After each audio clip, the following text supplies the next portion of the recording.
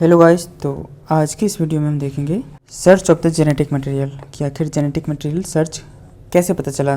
ठीक है, उसकी खोज कैसे हुई। तो जो डीएनए होता है, आरएनए होता है, ठीक है, वो सब पता कैसे चला कि कौन क्या है।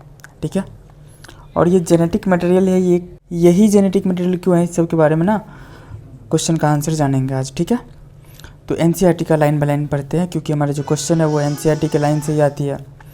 ठीक है, तो ध्यान से मेरे साथ देखते जाना। थोड़ा सा वीडियो के स्पीड को बढ़ा लेना क्योंकि मैं धीरे धीरे बोलूँगा तो तुम फास्ट में देखोगे तो जल्दी थोड़ा बेटर रहेगा। ठीक है, तो इसमें लिखा हुआ है even though the discovery of the nuclein by Miescher and the proposition for the principle of inheritance by Mendel were almost at the same time. देखो, न्यूक्लियन का डिस्कवरी जो मीसर ने किया था और मेंडल के द्वारा जो इनहेरिटेंस का डिस्कवरी था, प्रिंसिपल्स बताया गया था, लॉ ऑफ डोमिनेंस, ये सभी तो ये सभी सेम टाइम में हुआ था एक तरह से देखो तो। But that DNA act as a genetic material look long to be discovered. ये दोनों तो चीज़ एक ही समय पे देखा गया, लेकिन डीएनए ही जेनेटिक मटेरियल की तरह काम करता है, ये चीज़ किसी को नहीं पता था उस समय। एंड प्रूवन, मतलब उस समय ये चीज़ नहीं प्रूव हुआ था, लेकिन इसको प्रूव होने में ना काफ़ी ज़्यादा टाइम लग गया। ठीक है, 1926 में the quest to determine the mechanism for the genetic inheritance had reached the molecular level. ठीक है, मतलब ये 1926 में ये मॉलिक्यूलर लेवल की बात होने लगी कि आखिर वो कौन सा मॉलिक्यूल है जो एक जनरेशन से दूसरी जनरेशन में कैरेक्टर को ट्रांसफ़र कर रहा है। ठीक है, previous discoveries by the Gregor Mendel, Walter Sutton, Thomas Hunt Morgan and the numerous other scientist, जो पहले डिस्कवरी हुई थी इन सभी साइंटिस्ट के द्वारा, had narrowed the search of the chromosome located in the nucleus most of the cell. तो ये जो क्रोमोसोम था ना, जहाँ पर कैरेक्टर्स होते हैं, वो सभी न्यूक्लियस के अंदर होता है मोस्ट ऑफ द सेल्स में। ठीक है, but the question of what molecule was actually the genetic material had not been answer. लेकिन ये जो प्रश्न था कि आखिर जेनेटिक मटेरियल की तरह कौन सा मॉलिक्यूल काम करता है, इसका आंसर अभी तक किसी के पास नहीं था। ठीक है, तो अब हम दो प्रिंसिपल यहाँ पर देखने वाले हैं, या दो एक्सपेरिमेंट कह लो। इन दोनों एक्सपेरिमेंट के द्वारा ये चीज़ प्रूव होता है कि डीएनए ही जेनेटिक मटेरियल की तरह बिहेव करता है। ठीक है, तो एक है हमारा ट्रांसफॉर्मिंग प्रिंसिपल और दूसरा है हर्सी एंड चेज एक्सपेरिमेंट। तो जो ट्रांसफॉर्मिंग प्रिंसिपल है, देखो एमसीक्यू यहाँ से बनेगा, जो ट्रांसफॉर्मिंग प्रिंसिपल है उसको 1928 में फ्रेडरिक ग्रिफिथ नाम के साइंटिस्ट ने दिया था, और एक दूसरा जो है हर्सी चेज एक्सपेरिमेंट, वो तो साइंटिस्ट के नाम पर ही है, हर्सी और चेज के नाम पे। ठीक है, तो वो तो बाद में देखेंगे जो कि 1952 में आया है। इसको देखो पहले, it is in the year of 1928 Frederick Griffith in a series of, उन्होंने बहुत सारा एक्सपेरिमेंट किया, जिनमें उन्होंने जो इस एक्सपेरिमेंट के लिए जो लिया था वो था स्ट्रेप्टोकोकस निमोनी। ठीक है, इस बैक्टीरिया को लिया था। ठीक है, जिसका नाम है स्ट्रेप्टोकोकस निमोनी। ये बैक्टीरिया क्या करता है, ये बैक्टीरिया रिस्पॉन्सिबल होता है निमोनिया के लिए। ठीक है, अगर स्ट्रेप्टोकोकस निमोनी का इन्फेक्शन हो जाता है तो उस व्यक्ति के अंदर निमोनिया कॉज हो जाता है, या उस ऑर्गेनिज्म के अंदर। Witness miraculous transformation in the bacteria. ठीक है, बहुत ही ज़्यादा इसमें बैक्टीरिया में ट्रांसफॉर्मेशन देखने को मिलता है।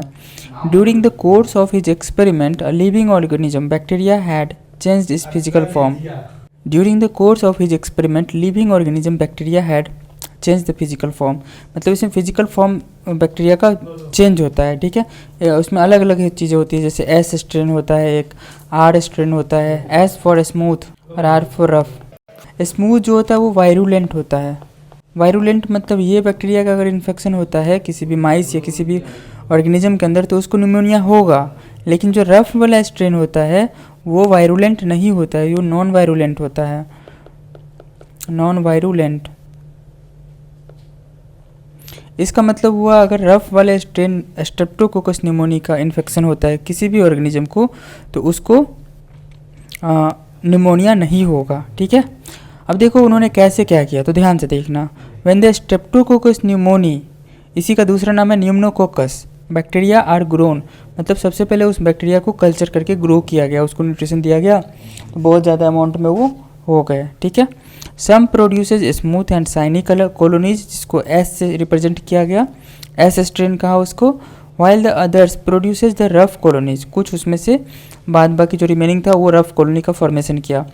This is because S strain bacteria have a mucus polysaccharide coat, जो एस स्ट्रेन का बैक्टीरिया होता है ना, ठीक है, उसके ऊपर ना एक पॉलीसेक्राइड का कोट होता है, ठीक है, जिसकी वजह से वो वायरुलेंट होता है डिजीज़ कॉज करने के लिए, ठीक है। लेकिन जो आर स्ट्रेन होता है वो रफ होता है, उसमें वो स्मूथ पॉलीसेक्राइड का लेयर या कोट नहीं होता है, ठीक है, जिसकी वजह से वो इन्फेक्ट नहीं कर पाता है। रफ स्ट्रेन की बात कर रहे थे अभी। While R strain does not, mice infected with S strain, S strain से माइस को इन्फेक्ट किया गया, ठीक है।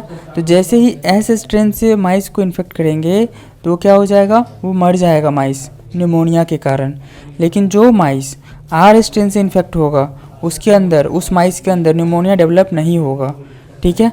तो अभी दो केस हुई, ठीक है, अलग अलग स्ट्रेन के बैक्टीरिया से, आर स्ट्रेन और एस स्ट्रेन के बैक्टीरिया से माइस को इन्फेक्ट किया गया, ठीक है। आर वाले जो माइस को इन्फेक्ट किया गया, आर वाले से जो माइस को इन्फेक्ट किया गया तो वो जिंदा बच गया, ठीक है, लेकिन एस स्ट्रेन से वो मर गया, ठीक है, डाई हो गया। कौन मरा, चूहा। आगे देखना, एस स्ट्रेन इंजेक्टेड इनटू माइस, जैसे ही एस वायरुलेंट है तो ये मर जाएगा, लेकिन आर स्ट्रेन वाला से माइस के अंदर इंजेक्ट करेंगे तो माइस जिंदा रहेगा, ठीक है, माइस नहीं मरेगा। समझ आ गया। आगे देखना, Griffith was able to kill bacteria by heating them. अब अगला स्टेप आता है। अगला स्टेप में उन्होंने क्या किया, बैक्टीरिया को गर्म कर दिया, ठीक है, हीट किया और मार दिया। He observe that heat killed S strain bacteria injected into mice, bacteria मरा हुआ है, हीटेड मतलब बहुत हीट कर दिया तो बैक्टीरिया मर गया एस स्ट्रेन, ठीक है। उसके बाद उसको माइस के अंदर इंजेक्ट किया तो वो जो चूहा था वो नहीं मरा, मतलब एस स्ट्रेन से मर जाता था, लेकिन हीट किल्ड एस स्ट्रेन से जब इंजेक्ट किया ना तो माइस जिंदा बच गया, ठीक है, वो नहीं मरा। Clear. When the injected into a mixture, अब क्या किया उन्होंने, मिक्स कर दिया इन दोनों बैक्टीरिया को। Injected a mixture of heat killed S and are bacteria, मतलब रफ और हीट किल्ड एस, ध्यान रखना, रफ और हीट किल्ड एस को मिक्स कर दिया गया और माइस के अंदर दिया गया तो माइस क्या हुआ, मर गया, ठीक है। More over he recovered the living S from the dead. अब एक्चुअली देखो ये हो क्या रहा है, ध्यान से सुनना। एस स्ट्रेन जो हीट किल था ना वो माइस को नहीं मार पा रहा था, ठीक है, लेकिन वही एस स्ट्रेन हीट किल के साथ अगर आर स्ट्रेन दिया गया, अलग अलग, देखो ये अलग रहेगा तो ये भी नहीं मार पाएगा, ये अलग होगा ये भी नहीं मार पाएगा, लेकिन ये दोनों का मिक्सचर जब माइस को दिया गया ना तो माइस मर गया, मतलब चूहा मर गया। अब यहाँ पर बात आती है कि आखिर इन दोनों के मिलने से ऐसा क्या हुआ जिसकी वजह से चूहे की डेथ हो गई। तो यहाँ पर एक चीज़ आता है, एक प्रश्न का उत्तर आता है यहाँ पर, जो एस स्ट्रेन का पॉलीसेक्राइड चेन था ना, ठीक है, जो कोड था ना वो ये गेन कर लेता है, ठीक है, ये इसके पास आ जाता है, रहता तो है ही लेकिन ये आर स्ट्रेन वाले लाइव रहता है ना, वो ले लेता है इसको और ये ओवरऑल बन जाता है एस, ठीक है, जिसकी वजह से ये स्मूथ और वायरुलेंट है, जिसकी वजह से चूहे मर जाती है, ठीक है। अब देखो आगे, he concluded that R strain bacteria has somehow been transformed, मतलब जो आर स्ट्रेन का बैक्टीरिया था वो ट्रांसफॉर्म्ड हो गया, मतलब चेंज हो गया, उसके अंदर बदलाव हुआ, ठीक है, by the heat killed S strain bacteria, किसके द्वारा, जो हीट किल्ड एस स्ट्रेन का बैक्टीरिया उसको दिए थे वो। सम ट्रांसफॉर्मिंग प्रिंसिपल, कुछ तो है जो एक बैक्टीरिया से दूसरे में गया है, transform from the heat killed S strain and enable the R strain to synthesize the smooth polysaccharide code, मतलब आर स्ट्रेन ट्रांसफॉर्म हुआ और उसके अंदर ऐसा चेंज हुआ एस स्ट्रेन के होने की वजह से कि इसके ऊपर स्मूथ पॉलीसेक्राइड चेन आ गया, ठीक है, एंड बिकम वायरुलेंट, और वो फिर इन्फेक्शन कॉज करने वाला बन गया, वायरुलेंट बन गया। This must be due to the transfer of the genetic material, ऐसा इसीलिए होगा क्योंकि वहाँ पर जेनेटिक मटेरियल जो प्रेजेंट था वो ट्रांसफ़र हुआ एक बैक्टीरिया से दूसरे बैक्टीरिया में, ठीक है। However the biochemical nature of the genetic material was not defined from this experiment, इस एक्सपेरिमेंट से उस चीज़ का नहीं पता चल पाया कि आखिर वो कौन सा मटेरियल था जो आर को एस बना दे रहा था, ठीक है। अब देखो ग्रिफिथ का काम इतना ही तक था, ये ट्रांसफॉर्मिंग प्रिंसिपल, ठीक है। अब देखो उस एक्सपेरिमेंट को आगे बढ़ाने वाले 3 साइंटिस्ट हैं, ठीक है, एवरी मैककार्थी और मैक्लियोड, ठीक है, मैकॉर्थी और मैक्लियोड, ये तीनों साइंटिस्ट हैं जो इनके एक्सपेरिमेंट को, इनके स्टूडेंट होते हैं एक्चुअली, और इनके इनके स्टूडेंट होते हैं, अच्छा ये बात की बात है, मतलब इनके एक्सपेरिमेंट को आगे बढ़ाते हैं, एवरी, मैक्लियोड और मैकॉर्थी, ठीक है। तो now we have to study the biochemical nature for the transforming principle of the transforming principle, कि आखिर वो कौन सा जेनेटिक मटेरियल था, what is the biochemical nature of that genetic material, ठीक है। तो आगे देखो, prior to the work of the Oswald Avery, you must have to remember the name of this scientist, Oswald Avery, Colin MacLeod और Maclyn McCarty, ठीक है। 1933 to 1934 the genetic material was thought to be the protein, उस समय ये चीज़ ऐसा किया जाता था, ये जो जेनेटिक मटेरियल है ना वो प्रोटीन है, ठीक है। They work to determine the biochemical nature of the transforming principle in the Griffith's experiment, ठीक है। उन्होंने उस एक्सपेरिमेंट पे काम किया कि आखिर कौन सा जेनेटिक मटेरियल है, क्या है वो बायोकेमिकल नेचर उसका क्या है।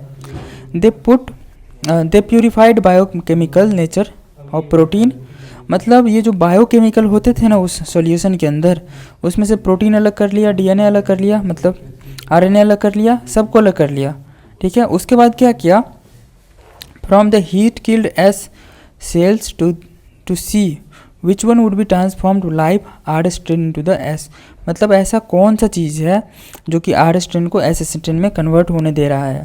They discovered that DNA alone from S bacteria because R bacteria to be transformed, उसके बाद उसको पता चला कि जो डीएनए था वो अकेला डीएनए ही था जो कि आर को एस में कन्वर्ट कर रहा था, ठीक है। ऐसा वो कैसे कर पाया, तो एक प्रोटीएज एंजाइम होता है जो कि उस बैक्टीरिया का सारा प्रोटीन ख़त्म कर देगा, ठीक है। जो कि एंजाइम है तो डाइजेस्ट कर देगा ना, ठीक है। आरएनएज ले लेंगे, आरएनए को डाइजेस्ट करने वाले, फिर बाद में हम डीएनएज लेके देखेंगे, ठीक है। तो जब डीएनएज का पता मतलब यूज़ किया गया तो सारे डीएनए ख़त्म हो गए, तो आर से एस में कन्वर्ट नहीं हुआ, बाद बाकी सारे केस में हो जा रहा था। तो इससे देखो कंफ्यूज मत होना, 3 तरह के प्रोटीन है, आरएनएज, ठीक है, डीएनएज और प्रोटीएज। तो मेनली बैक्टीरिया का कंपोजिशन में यही तीनों चीज़ है, डीएनए, आरएनए, प्रोटीन।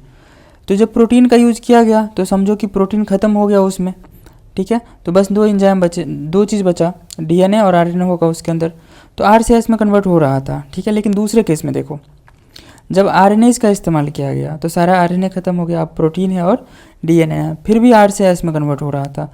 लेकिन जब डीएनएज का एंजाइम का इस्तेमाल किया गया तो सारा डीएनए ख़त्म हो गया, तो अब की बारी आर से एस नहीं बन रहा है, इसका मतलब डीएनए ही वो मटेरियल है जो कि आर से एस को कन्वर्ट कर रहा है, आर को कन्वर्ट कर रहा है एस में, ठीक है। तो ये ट्रांसफॉर्म्ड करता है, इसीलिए उसका नाम पड़ गया ट्रांसफॉर्मिंग प्रिंसिपल, ठीक है।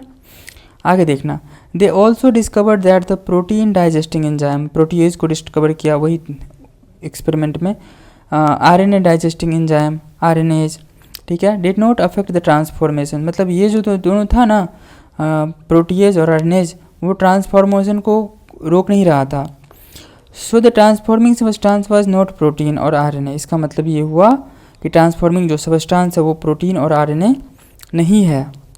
Digestion with the DNAs did not inhabit the transformation, digestion with DNAs, sorry मैंने गलत बोल दिया, digestion with DNAs did inhabit the transformation, मतलब कि डीएनएज से जैसे ही डाइजेस्ट कर देते हैं डीएनए को उस बैक्टीरिया के, तो वो ट्रांसफॉर्मेशन को रोक देता है, इनहैबिट कर देता है, suggesting that the DNA cause the transformation, इसका मतलब ये हुआ कि डीएनए ही ट्रांसफॉर्मेशन का काम कर रहा था।